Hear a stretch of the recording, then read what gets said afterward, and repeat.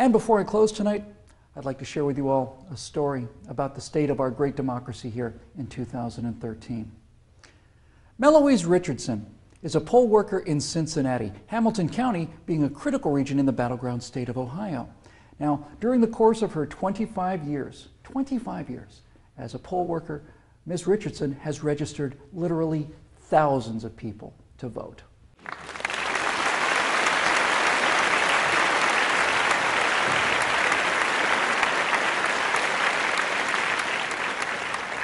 Let me tell you how important voting is to Meloise Richardson.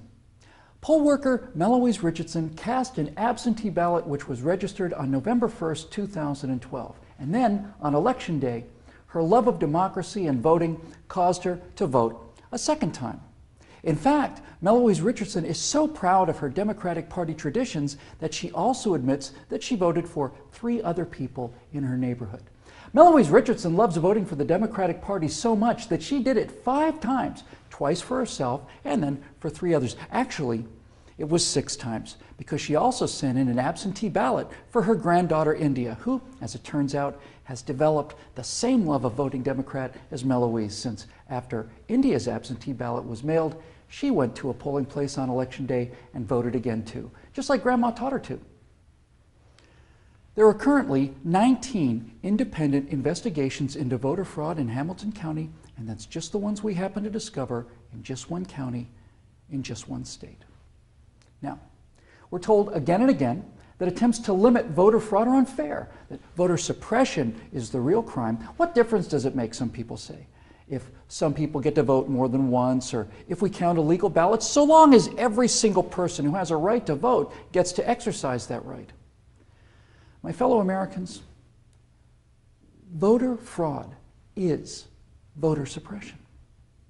Because if a person legally casts a vote for the red team and someone illegally casts a vote for the blue team, then that illegal blue vote cancels the legal red vote. They've stolen that person's vote as effectively as if they'd locked them in a cell. Now, likewise, if a person votes red twice, their first legal vote cancels a blue vote.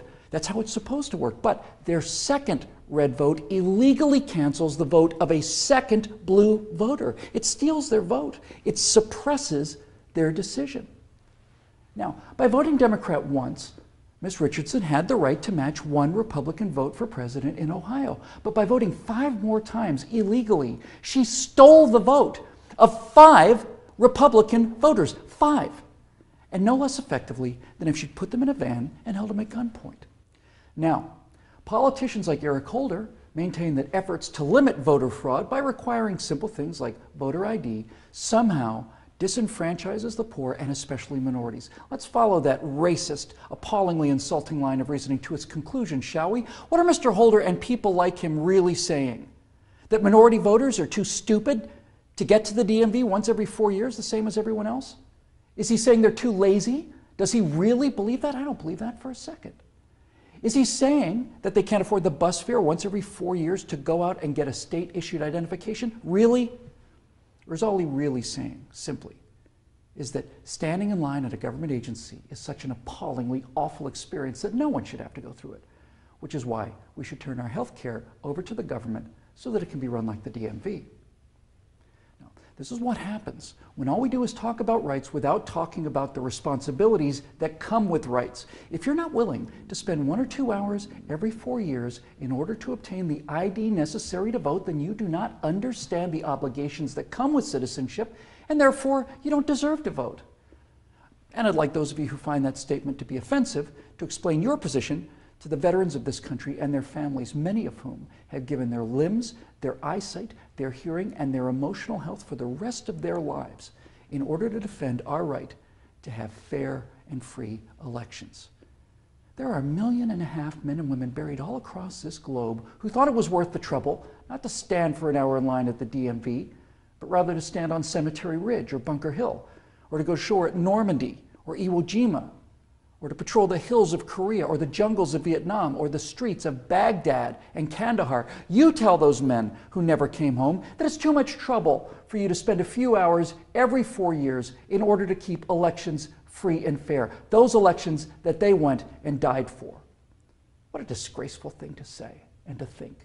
You need a photo ID to ride in an airplane.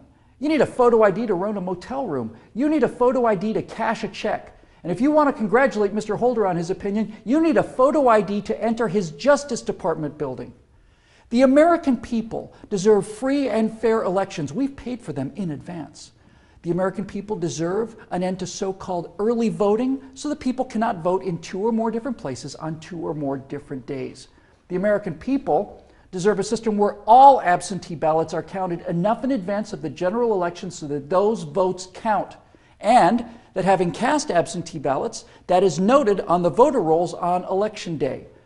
The American people deserve standardized ink on paper physical ballots, no more hanging chads or electronic machines that mysteriously provide default votes until somebody notices their need for calibration. I propose that in place of the "I voted" stickers that we all wear with pride, that we do what any other corrupted system does to ensure a fair election, that we dip our fingers in indelible ink, and that this becomes our point of pride. And the American people demand that we take our elections at least as seriously as we take buying a case of beer at a 7-Eleven by demanding a photo ID. I don't think that's too much to ask of a people, given the price that's been paid by others. To oppose these reasonable rules for fair elections is to admit that your team can't win without cheating. They apply as equally to Republicans as they do to Democrats. Voter fraud is voter suppression, and there's no place for either of them here in the greatest republic in the history of the world.